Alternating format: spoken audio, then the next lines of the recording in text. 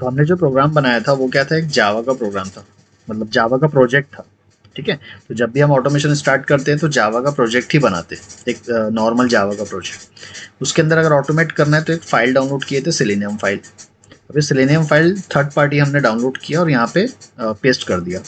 Paste करने के बाद क्या किया, इसको इंटीग्रेट किया, right click, build path, add to build path, है ना। तो ये इंटीग्रेशन पार्ट हुआ।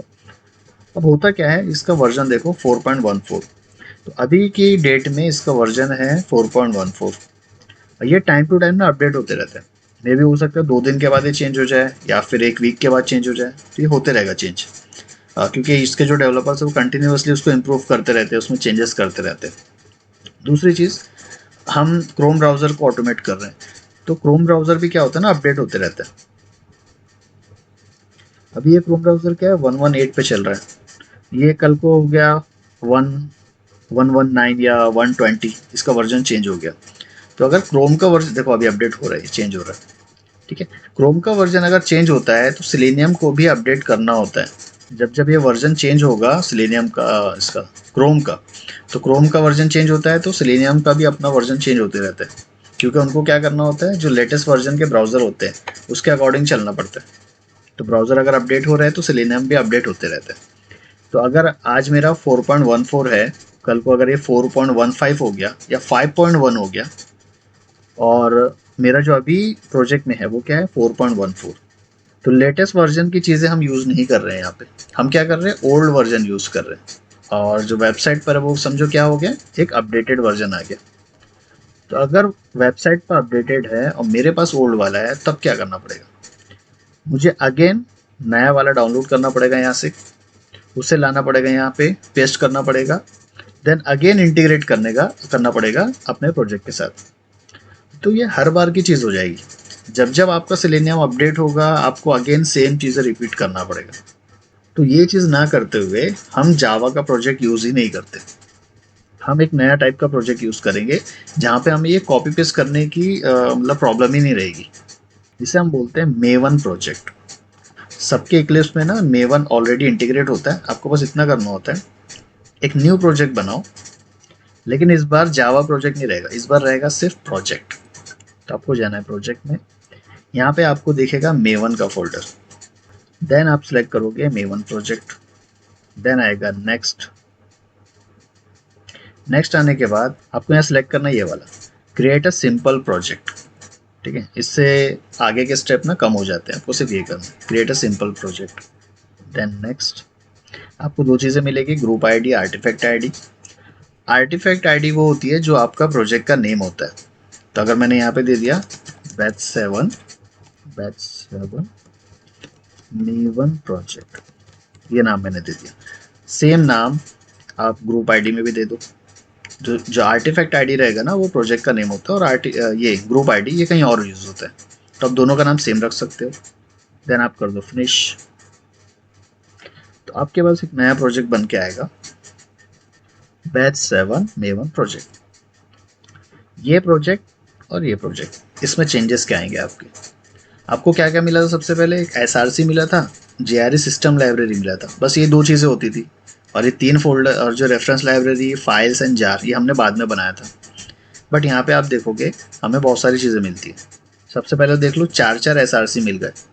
पहले एक ही SRC होता था, अब 4 SRC हो गया। ये जो नीचे SRC दिख रहा है ना, ये डिपेंडेंट है इसके ऊपर।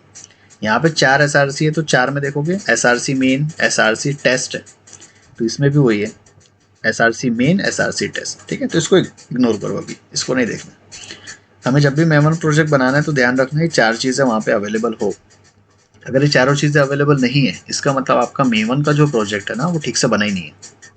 इशू आता है कई बार, आप जब बनाते हो तो मे भी हो सकता है आपका इक्लिप्स जो है ना वो ओल्ड हो, या फिर जो मेवन है वो ठीक से इंटीग्रेट नहीं हुआ होगा पहले से, तो ये चीज़ें आती है।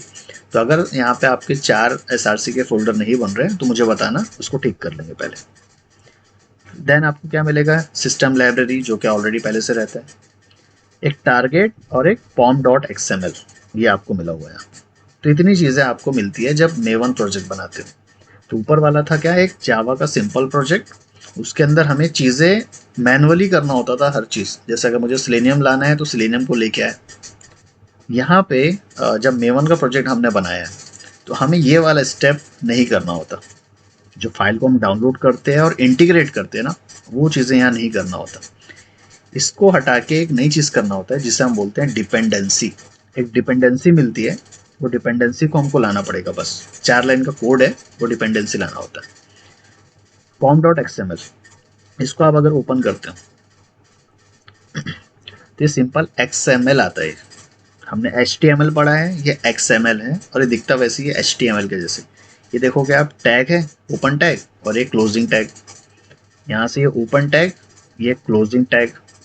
ओपन टैग है, इसके अंदर ये एट्रीब्यूट होता है और एट्रीब्यूट की वैल्यू, ये एट्रीब्यूट की वैल्यू, है ना। सेम HTML के जैसे ही दिखता है लेकिन इसका वर्किंग अलग है। तो ये है XML, अब वो होता है HTML, है ना।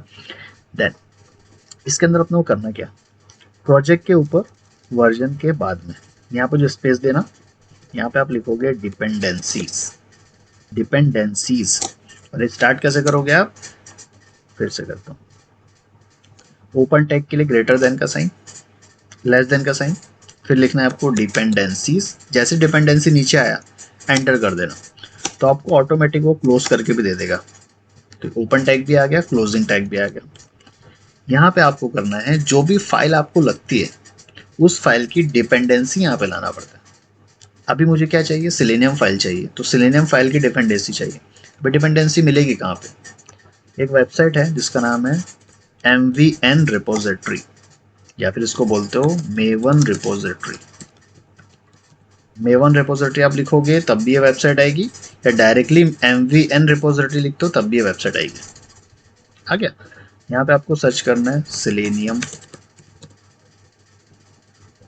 ठीक है। यहाँ आपको मिलेगा सेलेनियम जावा, इसके लिए ये लिंक पे क्लिक करना है, सेलेनियम जावा, ठीक है। विजिबल होगा अभी सबको, सेलेनियम जावा, ये कर दिया। यहाँ पे आने के बाद देखोगे लेटेस्ट वर्जन आपको दिख जाएगा 4.14.1, यही वर्जन यहाँ पे भी अवेलेबल है 4.141। ये हमेशा सिंक में चलते हैं। यहाँ पे अगर वर्जन अपडेट होगा तो ये यहाँ पे भी अपडेट हो ही जाएगा। तो लेटेस्ट वर्जन जो, इस पर क्लिक कर दो। क्लिक करने के बाद ये दिख रहा है मेवन, ये वाला टैब, इसके अंदर आपको जो कोड दिख रहा है, पूरा कोड बस कॉपी कर लेना है। ये अंदर का जो कोड है ये कॉपी कर लेना है। देन अपने प्रोजेक्ट में आना, जो डिपेंडेंसी का टैग बनाया था इसी के अंदर यहाँ पर आपको पेस्ट कर देना है, ठीक है। अब ये अलाइनमेंट थोड़ा सा बिगड़ा हुआ है, सिलेक्ट करो और टैब दे दो, तो आपका अलाइनमेंट भी ठीक हो गया। अब यहाँ पे जैसे ही पेस्ट करते हो, प्रोग्राम को सेव कर दो। तब जब सेव कर दोगे तो देखिए नीचे में ना, आपको विजिबल नहीं होगा आई गेस, यहाँ पे बिल्डिंग करके आ रहा है, मतलब वो बिल्ड हो रहा है वो सेव होने के लिए, ठीक है। थोड़ा सा टाइम लेता है वो। तो बेसिकली हम कर क्या रहे हैं यहाँ पे, हम पहले नॉर्मल प्रोजेक्ट में सेलेनियम की फाइल को डाउनलोड करते थे, पेस्ट करते थे, देन क्या करते थे, उसे इंटीग्रेट करते थे। 3 स्टेप करना होता था। यहाँ पे आपको क्या करना है, सिर्फ एक ही स्टेप करना है, ठीक है। या बोल सकते हो 2 स्टेप करना है। वहाँ से आपने क्या किया, सेलेनियम की डिपेंडेंसी कॉपी किया, यहाँ पर लाके उसको पेस्ट कर दिया। पेस्ट करने के बाद आपने सेव कर दिया। जैसे ही आप सेव करते हो, ये ऑटोमेटिक इंटीग्रेट कर देता है आपके प्रोजेक्ट से। देखो ये इंटीग्रेट हो गया और आपको यहाँ पे एक नया मिल गया, मेवन डिपेंडेंसीज, ठीक है। मेवन डिपेंडेंसीज, इसको अगर ओपन करते हो तो यहाँ आपको बहुत सारी फाइल्स मिलेगी, साथ में सेलेनियम की फाइल्स भी मिल गई। आ गया। यही सेलेनियम की फाइल आपको यहाँ भी मिलेगी, रेफरेंस लाइब्रेरी, जो कि जावा के प्रोजेक्ट में थी। इसको ओपन करते हो, ठीक है। यहाँ पे इतनी सारी फाइल दिख रही है सेलेनियम की, ये वही सब है, ठीक है, जो यहाँ पे यूज होती है। pom.xml, ये फाइल आपको कब मिलेगी, जब आप मेवन प्रोजेक्ट बनाते हो। pom.xml, इसका यूज़ क्या है, इसके अंदर इसका यूज़ एक्चुअली बहुत सारा है। इसमें से एक यूज़ क्या है, आप यहाँ पे डिपेंडेंसीज यूज़ कर सकते हो एक्सटर्नल फाइल की। जो सेलेनियम सर्वर आपने निकाला था या सेलेनियम ऑटोमेशन टूल आपने निकाला था, वो क्या है, एक्सटर्नल फाइल बोल सकते हो। एक्सटर्नल फाइल को अगर आप मैनेज करना चाहते हो तो मैनेज करने के लिए आपको सिर्फ डिपेंडेंसी यहाँ पे यूज़ करना होता है। आज हमने सिर्फ एक फाइल यूज़ किया है, अभी धीरे धीरे कल परसों आप देखोगे नई नई फाइल आप यूज़ करना चाहोगे। यहाँ पे 3 से 4 चीज़ और अभी लगेगी अपने को। तो एक्सटर्नल जब भी फाइल यूज़ करना है तो हम ऐसे डाउनलोड करके नहीं करते, हम सिंपली क्या करते हैं, उसकी डिपेंडेंसी यूज़ करते हैं। ये डिपेंडेंसी क्या करती है, ऑटोमेटिक इंटीग्रेट भी कर देती है प्रोजेक्ट के साथ। जो हमने यहाँ पे करा था ना, right click, build path, add to build path, वो वाला स्टेप हट गया। अभी क्या किया इसने, ऑटोमेटिक कर दिया। ये होने के बाद अब जो वर्जन है अभी क्या है 1.4, कल अगर ये 1.5 हो जाता है या 4 की जगह 5 हो जाता है, आपको फिर से डिपेंडेंसी नहीं लाना है। आपको बस चेक करना है जाके यहाँ पर लेटेस्ट वर्जन क्या आया। पहले तो यहाँ आप देखोगे लेटेस्ट वर्जन, यहाँ पे अगर चेंज दिख रहा है तो यहाँ पे भी चेंज आना चाहिए। अगर यहाँ पे आपका चेंज हो गया लेटेस्ट वर्जन, आप सिंपली क्या करोगे, ये 4 की जगह ऐसे 5 कर दोगे और सेव कर दोगे। तो ये क्या करता है ना, लेटेस्ट वर्जन जो भी यहाँ पे रखा हुआ है उसको लेके आ जाएगा। अभी ये एरर दे रहा है, एरर इसलिए दे रहा है कि ये 5 वर्जन यहाँ पे अवेलेबल नहीं है। लेटेस्ट क्या है यहाँ पे 4.14, तो उतना ही लेगा वो। तो वापस से हम इसको कर देते हैं 4, एरर चला जाएगा। तो ऐसे जब जब हमें कोई एक्सटर्नल फाइल लगेगी ना, सिंपली क्या करेंगे, हम ऐसे कॉपी कॉपी लाते जाएंगे यहाँ पे। अभी सिलेनियम है सिर्फ एक ही है तो मैं ऐसे करके दिखा रहा हूँ। अब हमने फाइल तो इंटीग्रेट कर दिया यूजिंग मेवन। अब एक प्रोग्राम बना के देखते हैं। जो प्रोग्राम था ना SRC SRC SRC, चार SRC, अब हम कहाँ बनाए। तो मैंने पहले ही बता दिया था SRC के अंदर जो हम लिख रहे हैं वो क्या है, हमारा टेस्ट केस होता है। तो टेस्ट केस जो भी है हमारा यहाँ पे रखा हुआ, इसको हम क्या करते हैं, कॉपी करते हैं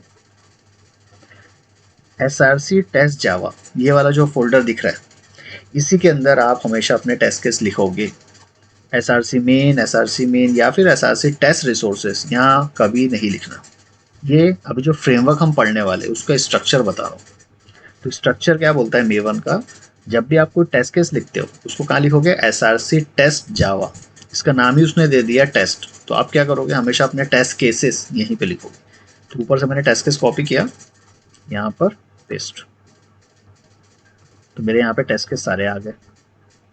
ऊपर वाला भी बंद कर देता हूँ, उसको काम नहीं। आ गया मेरा टेस्ट केस। अब कोई भी एक ओपन करते हैं, फर्स्ट वाला, ठीक है, यही बना हुआ हमारा प्रोग्राम। अब ये जो प्रोग्राम है ये है मेवन प्रोजेक्ट के अंदर, और जो हमने इंटीग्रेट किया है सिलेनियम को वो pom.xml के थ्रू किया। तो ये इसको अगर मैं रन करता हूँ तो रन होना चाहिए। अगर रन नहीं हुआ इसका मतलब इंटीग्रेशन प्रॉपर नहीं हुआ होगा।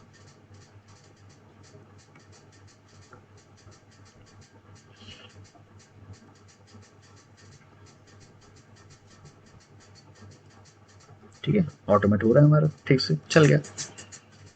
तो जो हम थर्ड पार्टी या एक्सटर्नल फाइल यूज़ करते थे वो अब नहीं करना होगा, हमें सिर्फ डिपेंडेंसी लगेगी, अब उससे हमारा काम हो जाएगा। तो ये फ़ायदा होता है मेवन प्रोजेक्ट का।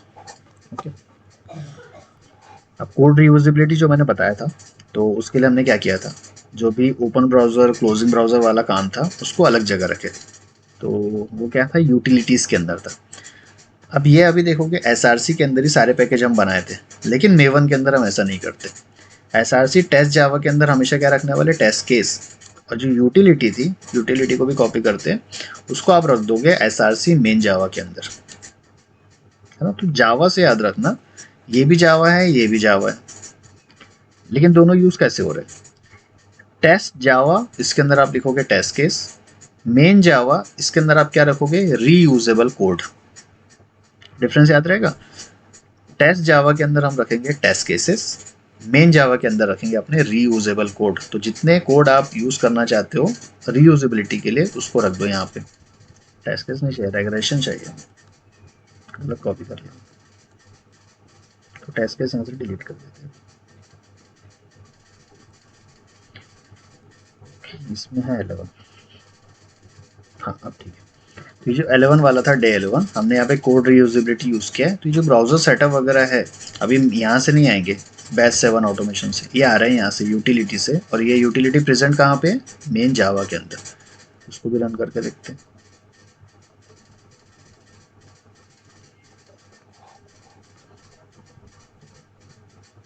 ठीक है, तो ये भी चल गया हमारा। तो अभी हमने जो बनाया है ना, ये सब पार्ट है सेलेनियम ऑटोमेशन फ्रेमवर्क, इसका ये सब पार्ट है। फ्रेमवर्क क्या होता है किसी चीज़ का, अब जब भी कुछ बनाते हो तो कलेक्टिवली उसके अंदर बहुत सारी चीज़ें आपको लगती है। उसके कुछ रूल्स होते हैं कि आपको ये इस तरीके से करना है, ऐसे बनाना है। तो हमारा जो प्रोग्राम होता है, तो प्रोग्राम के अंदर हमने अभी तक क्या देखा, एक ही प्रोग्राम लिखते थे, उसमें सारी चीज़ें ऐड कर देते थे। बट आज हमने क्या सीखा, कोड रीयूजेबिलिटी। कोड रीयूजेबिलिटी में क्या किया, कॉमन चीज़ एक जगह रख दिया। सेकंड थिंग हमने क्या देखा, एक्सटर्नल फाइल को कैसे मैनेज करना यूजिंग मेवन प्रोजेक्ट। हम क्या करते हैं, सिर्फ डिपेंडेंसी वहाँ पे लाते हैं। थर्ड चीज़ हमने क्या देखा, एसआरसी यहाँ पे मल्टीपल बना के दिया मेवन ने। एसआरसी टेस्ट जावा में टेस्ट केस रखते थे और मेन जावा के अंदर कोड रीयूजेबिलिटी रखते थे। अलग अलग जगह पे चीज़ें रखी हुई है, हम उसे क्या करते हैं, एक जगह कॉल करके यूज़ कर रहे हैं। ये कोड रीयूजेबिलिटी हो गया हमारा। pom.xml भी हमने यूज़ किया डिपेंडेंसी के लिए।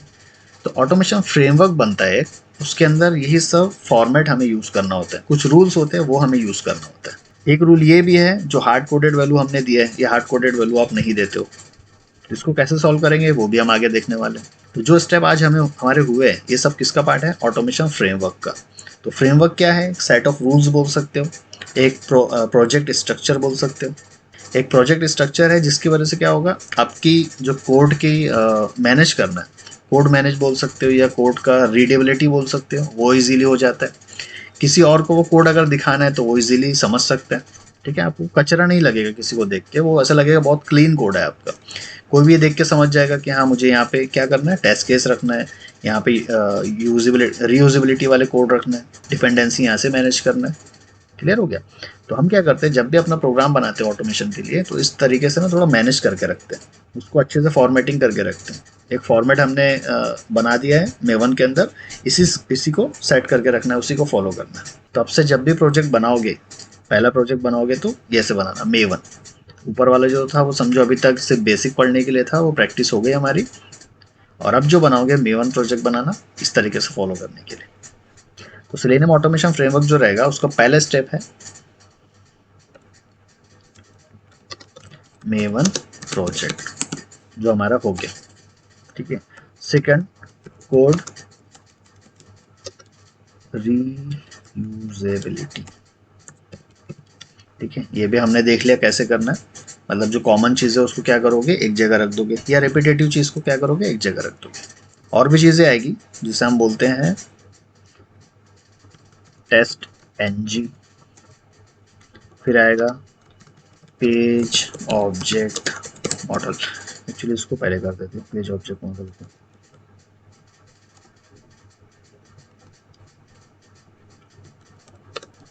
रीड एक्सटर्नल फाइल्स, ठीक है, या भी बोल सकते हो रीड डेटा, या रीड और राइट डेटा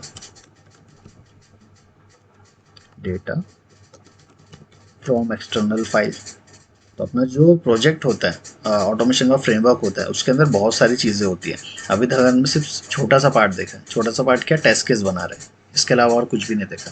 ठीक है, तो इससे छोटे से पार्ट में ऑटोमेशन बिल्कुल नहीं होता। ये समझो एक बेसिक था, जो फ्रेमवर्क हम बनाएंगे ना, उसके अकॉर्डिंग हमारा ऑटोमेशन चलेगा अभी। तो मेवन प्रोजेक्ट हो गया, कोड रीयूजेबिलिटी हो गया, नेक्स्ट हमारा होने वाला है पेज ऑब्जेक्ट मॉडल।